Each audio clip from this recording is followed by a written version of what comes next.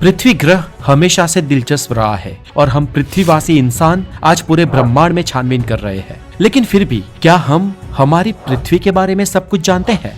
तो बिल्कुल नहीं दोस्तों। पृथ्वी के ही बारे में कई ऐसे रहस्य हैं, कई ऐसी खोजें भी है और कई ऐसी बातें हैं जो शायद आप न जानते हो, जिन्हें आमतौर पर स्कूल्स में नहीं पढ़ाया जाता। तो चलिए आज के हमारे वीडियो में जानते हैं पृथ्वी के बारे में 21 ऐसी बातें जो आपको चौंकाएगी, आपको नई जानकारी देगी, नई चीजों से अवगत कराएगी और पृथ्वी के बारे में बढ़ाएगी आपका नॉलेज। बिकॉज आप है हेल्दी और साइंटिफिक ज्ञान से भरे एक चैनल द नॉलेज पर, जहां पर आपको मिलता है सिर्फ ज्ञान, क्योंकि इस दुनिया में नॉलेज इज एवरीथिंग। तो चलिए शुरुआत करते हैं फैक्ट नंबर 21 से। दोस्तों क्या आपको पता है हमारी पृथ्वी पर जो लकड़ी मिलती है, जी हाँ वही लकड़ी जो पेड़ पे पाई जाती है, जिसे आप मजे से जलाते हैं और जिसे बिना कुछ सोचे काटते भी है, वो लकड़ी यानी कि ये वुड डायमंड से भी ज्यादा कीमती है। जी हाँ, वुड हमारे यूनिवर्स में rarest of the rare object है। इस ब्रह्मांड में डायमंड्स तो आमतौर पर हर जगह पे पाए जाते हैं और कुछ ग्रहों पर तो बहुत बड़ी मात्रा में पाए जाते हैं, लेकिन लकड़ी बहुत ही रेयर है क्योंकि ये वुड हमें प्लांट्स और ट्रीज में से मिलता है और ये प्लांट्स और ट्रीज प्रथम कोटि के जीव है और पूरे ब्रह्मांड में जीवन रेयर है। इसलिए अब अगर आप जब भी अपने फर्नीचर को देखें ना, तो सोचिएगा कि आपके पास ब्रह्मांड की सबसे रेयरेस्ट चीज है। हाँ, हो सकता है वो भले ही पृथ्वी पर आमतौर पर उपलब्ध हो, लेकिन ब्रह्मांड में लकड़ी रेयरेस्ट है। और अगर आप वुडन फर्नीचर का उपयोग करते हो तो आपको पेड़ भी ज्यादा बोने ही चाहिए। Fact number 20। साल 1961 में वैज्ञानिकों को एक बात पता चलती है जो उस वक्त उन्हें बहुत हैरान कर देती है। उस साल दुनिया भर के लॉन्ग पीरियड सिस्मोग्राफ ने यह रिकॉर्ड किया कि पृथ्वी वाइब्रेट कर रही है। हालांकि ये वाइब्रेशन किसी भूकंप का नहीं था या किसी ज्वालामुखी का भी नहीं, और ये वाइब्रेशन कोई इंसान फील भी नहीं कर सकता है, ये इतना धीमा था। अब वैज्ञानिकों ने ढूंढना शुरू किया कि ये वाइब्रेशन आखिर है क्या, जो अर्थक्वेक भी नहीं है, सुनामी भी नहीं है या पृथ्वी की कोई छोटी बड़ी टेक्टोनिक प्लेट्स की हलचल का भी नहीं है। तो ये है क्या? और बाद में वैज्ञानिकों को ये मालूम हुआ कि ये वाइब्रेशन कोई पल्स जैसा था, जैसे कि पृथ्वी के अंदर कोई पल्स चल रही हो, कोई धड़कनें चल रही हो। हम इंसान की धड़कनें रेस्टिंग पोजीशन में 60 से 100 बार धड़कती है और इन धरती पर जो भी जीव है, जो भी प्राणी है, उन सभी में पल्स चलती रहती है। लेकिन वैज्ञानिकों ने पाया कि ये क्या हो रहा है? ये तो पृथ्वी के अंदर पल्सेशन हो रही थी। अब वैज्ञानिकों का कहना है कि हमारी पृथ्वी हर 26 सेकंड में एक बार पल्सेशन करती है, यानी कि हमारी पृथ्वी हर 26 सेकंड में एक बार धड़क रही है। जी हाँ दोस्तों, है ना इंटरेस्टिंग। Fact number 19। दोस्तों एक बहुत ही इंटरेस्टिंग फैक्ट आपको सुनाता हूँ पृथ्वी का। पृथ्वी पर अब तक बहुत सारी प्रजातियां आई है, जैसे कि हम इंसान है, बाघ है, वरु है, गाय, भैंस, बकरी, कुत्ता, बिल्ली, चीता या सभी पक्षी या सरीसृप या छोटे से छोटा जीव या मछली को ही ले लो। आज की डेट में पृथ्वी पर जितनी भी अलग अलग स्पीसीज है, जितने भी लिविंग ऑब्जेक्ट्स है, जितने भी टाइप के जीव है पृथ्वी पर मौजूद, इन सभी स्पीसीज की गणना कितनी है आपको पता है दोस्तों? तो दोस्तों हमारी पृथ्वी पर आज 87 लाख टाइप की स्पीसीज मौजूद है। जी हाँ, 87 लाख योनियां इस पृथ्वी पर मौजूद है। लेकिन इससे भी ज्यादा इंटरेस्टिंग बात यह है कि हमारी पृथ्वी पर आज जितनी भी स्पीसीज मौजूद है, वो तो पृथ्वी पर अब तक जन्मी टोटल जितनी स्पीसीज हो चुकी है, उन सभी स्पीसीज का सिर्फ 1% ही है। पिछले करोड़ों सालों में हमारी पृथ्वी पर बहुत सारी स्पीसीज जन्मी है, जिनमें से 99% स्पीसीज आज के हमारे युग में आने से पहले ही खत्म हो चुकी है और पृथ्वी के संपूर्ण इतिहास की बस 1% स्पीसीज ही आज जिंदा है। उस 1% में से हम हैं। अब दोस्तों एक और सवाल, आप सोचिए कि इस पृथ्वी पर आज अभी जितने जिंदा मनुष्य उपलब्ध है, वो ज्यादा होंगे या ऑलरेडी जो जन्म लेकर मर चुके हैं वो इंसान ज्यादा होंगे? क्या लगता है आपको? इस वीडियो को पोस्ट करके एक बार कमेंट बॉक्स में जरूर बता दीजिए। इस प्रश्न का जवाब मैं आपको इस वीडियो के एंड में दे दूंगा। Fact number 18। दोस्तों क्या आप जानते हैं हमारी पृथ्वी को अंतरिक्ष में अगर 6 बिलियन किलोमीटर की दूरी पर से भी देखा जाए, तब भी वो एक ब्लू रंग के छोटे से शाइनिंग स्टार जैसी लगती है। इसीलिए हमारी पृथ्वी को नीला ग्रह भी कहते हैं।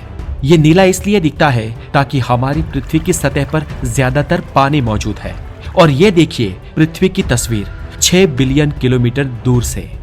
इस तस्वीर को नासा के वॉयेजर स्पेसक्राफ्ट ने खींची थी और ये छोटा सा जो बिंदु है ना, वही हमारी पृथ्वी है। ये तस्वीर लाजवाब है क्योंकि ये तस्वीर 6 बिलियन किलोमीटर दूर से हमारी पृथ्वी की खींची गई एक रियल इमेज है। फैक्ट नंबर 17, यूनाइटेड स्टेट्स और ऑस्ट्रेलिया लगभग दुनिया की आधी दूरी पर स्थित है, लेकिन अगर इन दोनों ही देशों को पास लाया जाए तो आप यहाँ पर देखोगे कि ऑस्ट्रेलिया का वेस्ट कोस्ट और यूएस का east coast almost perfectly fit हो जाता है। ऐसा लगता है मानो यूनाइटेड स्टेट्स और ऑस्ट्रेलिया एक दूसरे से अलग हुए हैं। ये पृथ्वी की जियोग्राफी का एक अद्भुत हिस्सा है। फैक्ट नंबर 16, नॉर्थ यूरोप के देश फिनलैंड में एक खूबसूरत लेक है जिसका नाम है नेटोकाइन। और इस लेक की खास बात यह है कि इस लेक का शेप बिल्कुल पूरे फिनलैंड कंट्री के जैसा ही है। फैक्ट नंबर 15, हमारी पृथ्वी पर जो सबसे सेंटर में जगह है, यानी कि कोई ऐसा पॉइंट जहां से कोई भी ओशन सबसे दूर हो, ऐसा मेनलैंड का अगर कोई सेंटर पॉइंट है तो उसका नाम है द यूरेशियन पोल ऑफ इनएक्सेबिलिटी, जो कि चाइना के शिंजियान रीजन में कजाकिस्तान के बॉर्डर पर नॉर्थ में लोकेटेड है, जहां से दुनिया का कोई भी समुद्र दुनिया की किसी भी जगह से सबसे दूर दर्राज पर है और इसे दुनिया का the farthest point of ocean भी माना जाता है। फैक्ट नंबर 14, पृथ्वी का नाम। पृथ्वी, इसे पोर्टुगीज में टेरा, टर्किश में डिन्या और डच भाषा में आंद्रे कहा जाता है। इंग्लिश में इसे अर्थ और हिंदी में हम इसे पृथ्वी कहते हैं। ऐसे पृथ्वी के कई सारी अलग अलग भाषाओं में अलग अलग नाम है, लेकिन दुनिया के सभी नामों में पृथ्वी का लगभग एक ही मतलब होता है, जो होता है जमीन या मिट्टी। और इंटरेस्टिंग बात यह है दोस्तों कि हमारे सोलर सिस्टम में जितने भी प्लेनेट है, जितने भी ग्रह है, उन सभी का नाम या तो रोमन या तो ग्रीक देवताओं के नाम पर से पड़ा है। लेकिन इन सभी प्लैनेट्स में बस पृथ्वी ही एक अपवाद है जिसका नाम किसी भी ग्रीक या रोमन देवता के नाम पर से नहीं पड़ा है। इस पृथ्वी को, जिसे हम इंग्लिश में अर्थ कहते हैं, वो शब्द EOR यानी कि योर या जिसे एर्था कहते हैं उस पर से आया है और उसका मतलब होता है भू यानी कि जमीन यानी कि दरा। फैक्ट नंबर 13, दोस्तों क्या आप जानते हैं कि हमारी पृथ्वी का वजन क्या है? तो दोस्तों बता दें कि हमारी पृथ्वी का वजन है करीब 6 सेप्टेलियन किलोग्राम, यानी कि 6 के पीछे पूरे के पूरे 24 शून्य लगाए इतने केजी। इस सेप्टेलियन के आंकड़े को हिंदी में महाभारत कहते हैं, मतलब कि हमारी पृथ्वी का वजन करीब 6 महाभारत है। फैक्ट नंबर 12, दोस्तों हमारी पृथ्वी का जो टोटल मास है, जो टोटल उसका द्रव्यमान है, क्या लगता है आपको वो सबसे ज्यादा किस द्रव्य से बना होगा? मतलब किससे? सोना, चांदी, पीतल, तांबा, किससे? अब स्वाभाविक है कि सोने से तो नहीं बना होगा क्योंकि सोना रेयर है, इसीलिए तो वो मूल्यवान है। तो दोस्तों आपको बता दूं कि हमारी पृथ्वी का जो टोटल मास है उसका सबसे बड़ा और सबसे ज्यादा हिस्सा आयरन से बना है, यानी कि लोहे से। लोहा सबसे आम है हमारी पृथ्वी पर, इसीलिए तो ये सस्ता है। हमारी पृथ्वी के टोटल मास में से 32% सिर्फ आयरन है, इसके बाद ऑक्सीजन है, उसके बाद सिलिकॉन है और उसके बाद मैग्नीशियम, सल्फर, निकल और कैल्शियम है। यानी कि दोस्तों हमारी पृथ्वी पर सबसे जो कॉमन एलिमेंट है वो लोहा है। फैक्ट नंबर 11, अब दोस्तों हमारी पृथ्वी की सतह पर जो आप ये पानी देखते हो ना, जो 5 बड़े महासागरों और छोटे छोटे सागरों से लेकर नदियों तक फैला हुआ है, इतना ही नहीं, इनसे ज्यादा पानी तो पृथ्वी के नॉर्थ पोल और साउथ पोल में बर्फ के रूप में जमा है। ये सभी एंटायर पानी जो पृथ्वी पर मौजूद है ना, वो इस पृथ्वी के टोटल द्रव्यमान का सिर्फ 1% हिस्सा ही है। जी हाँ दोस्तों, अगर हमारी पृथ्वी के सभी महासागर और नॉर्थ और साउथ पोल के सभी बर्फ के टोटल पानी को इकट्ठा करके एक बॉल बना दिया जाए तो ये देखिए, ये इमेज हमारी पृथ्वी के सामने समस्त पानी का वो पूरा गेंद, वो पूरा बॉल बस इतना सा लगेगा। और ताज्जुब की बात है ना दोस्तों कि ये छोटा सा बॉल पृथ्वी की सतह पर स्प्रेड होकर पूरे पृथ्वी के सभी महासागरों को बनाता है ना इंटरेस्टिंग। फैक्ट नंबर 10, दोस्तों आपको और एक इंटरेस्टिंग बात बताऊं, हमारी पृथ्वी पर जितने भी महासागर हैं उन सभी महासागरों को हम बस 5% ही एक्सप्लोर कर पाए हैं, जबकि 95% महासागरों के भीतर की दुनिया क्या है, कैसी है और क्या हो सकती है वो हमें आज तक नहीं मालूम। सोचिए, पृथ्वी के महासागरों के गर्भ में 95% हिस्से में क्या क्या छुपा हो सकता है वो आज तक हम नहीं जानते। इतने छोटे हैं हम पृथ्वी और पानी के सामने हम इंसान। फैक्ट नंबर 9, हमने ये तो जान लिया कि पृथ्वी पर सबसे बड़े 5 ओशन 5 महासागर है, लेकिन वैज्ञानिकों को पृथ्वी की सतह के भीतर उसके अंदर एक पूरा अननोन महासागर मिला है। कितना भीतर? तो करीब 600 माइल ग्राउंड के भीतर। जी हाँ दोस्तों, पृथ्वी के भीतर हमें एक छठा विशाल महासागर मिला है जिसे रिंग रोडाइट नाम दिया गया है। और इस छठे महासागर में पृथ्वी के 5 महासागरों से 3 गुना ज्यादा अधिक पानी है। और आज के दौर में जियोलॉजिस्ट इस छठे महासागर पर स्टडी कर रहे हैं। अब इस महासागर का पानी कैसा है, खारा है, पीने लायक है या नहीं है, ये तो आने वाला वक्त ही हमें बता पाएगा।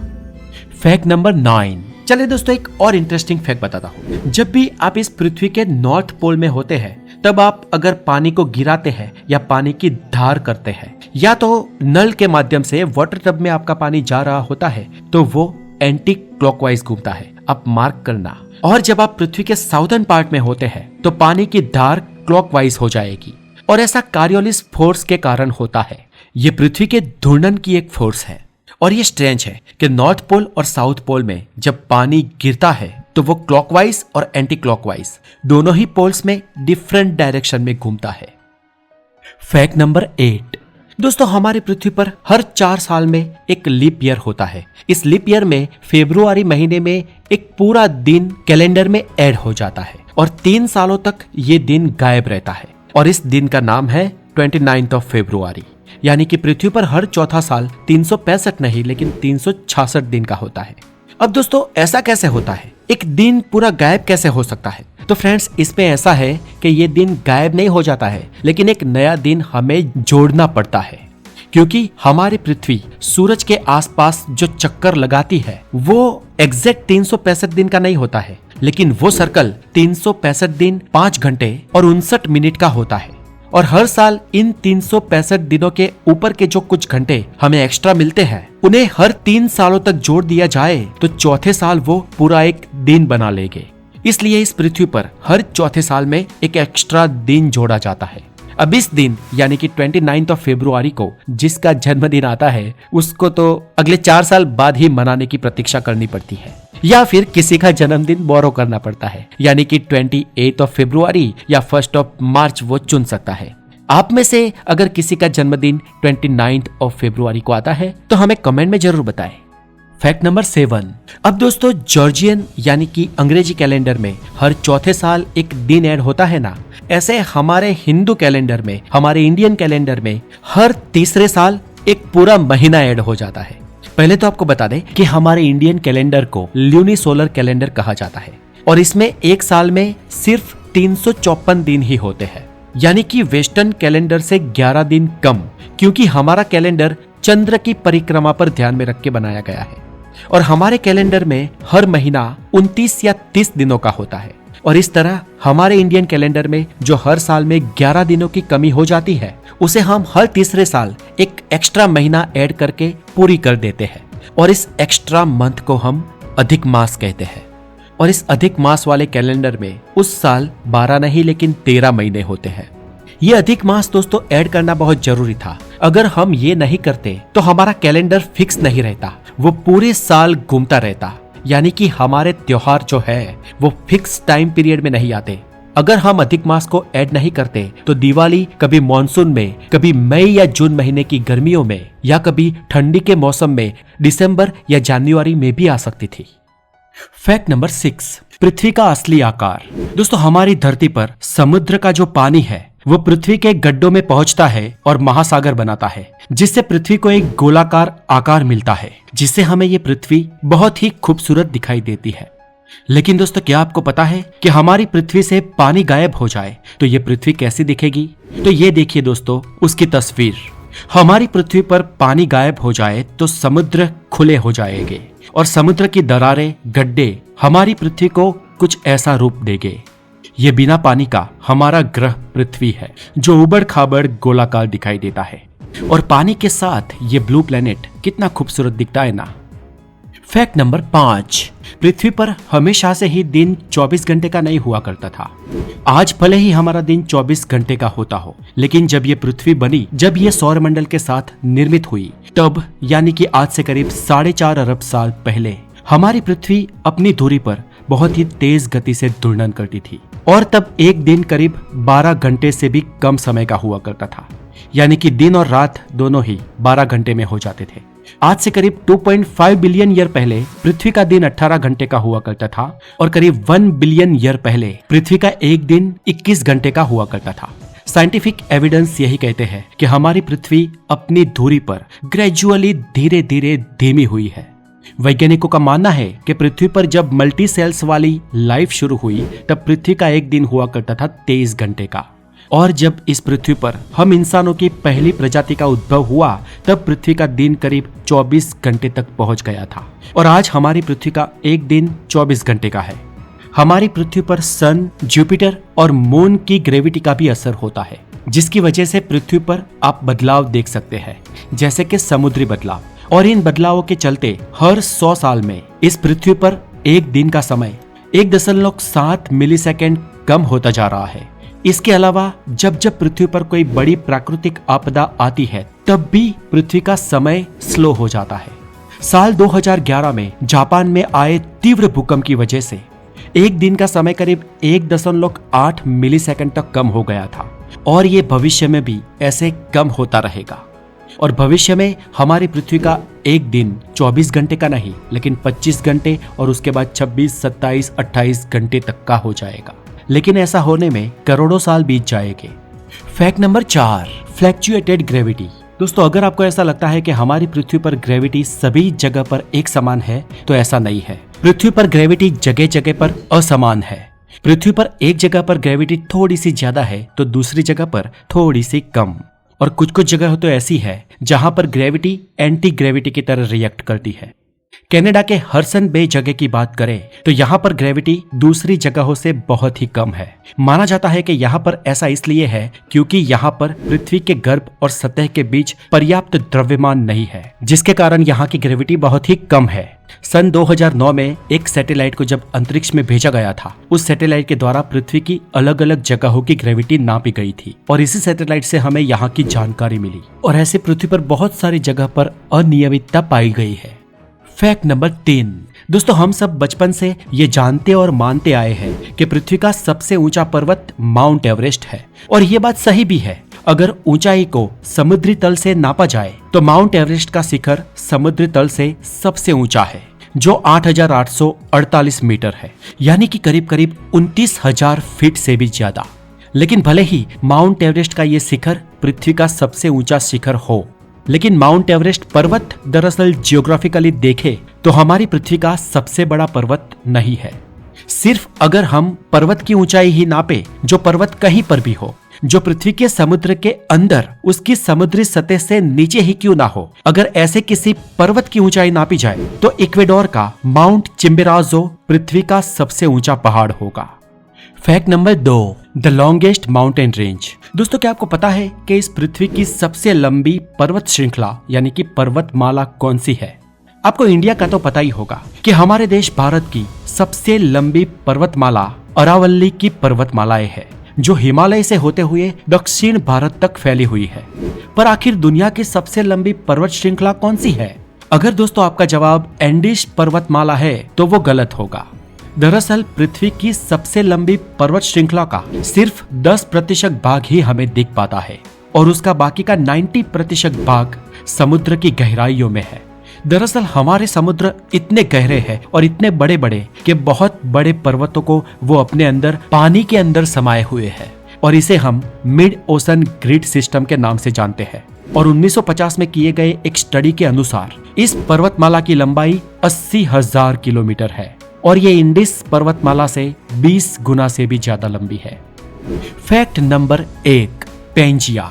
दोस्तों, आज हमारी पृथ्वी पर मेनली 7 महाद्वीप है या महाखंड है, लेकिन आज से करीब 30 करोड़ साल पहले ये सभी महाखंड एक ही जगह पर स्थित थे और एक ही महाद्वीप बनाते थे, जिसे हम पेंजिया कहते हैं, और ये पृथ्वी के करीब 1/3 भाग में फैला हुआ था। और उस महाखंड को छोड़ दे तो बाकी के करीब 70% हिस्से पर पृथ्वी पर एक ही महासागर था जिसे टेथिस ओशन कहते हैं।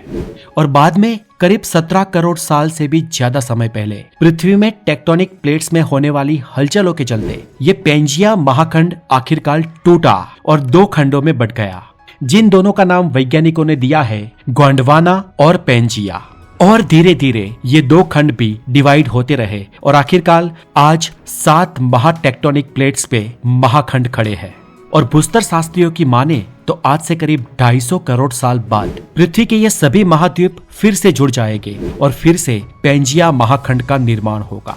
मतलब कि सब कुछ सर्कल है, इतिहास अपने आप को बार बार दोहराता है।